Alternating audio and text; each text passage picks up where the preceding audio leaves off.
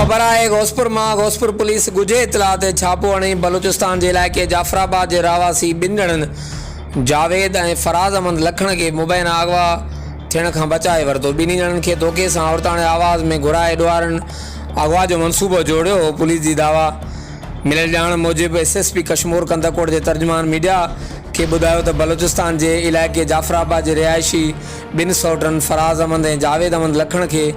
कच्चे में रहंदड़ ॾुआरी गैंग पारां औरताणे आवाज़ ते धोखे से घुराए साणन शादी करण जो आसरो ॾेई घुरायो हो, जिन के कश्मीर पुलिस टेलीफोन की टेक्नोलॉजी जरिए ट्रेसिंग करे कच्चे में हेठ लहण का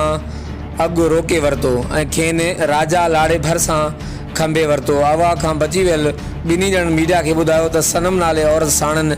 केतरे अरसे का राब्ते में हुई, जैसा इश्क थी वियो ऐं हाणे खेसि ॾिसण लाइ वञूं पिया तो घोसपुर पुलिस रोके वरतो ऐं अगवा खां बचाए वरतो। हर वक़्तु आगाह रहण लाइ ॾिसंदा रहो JTN वेब न्यूज़।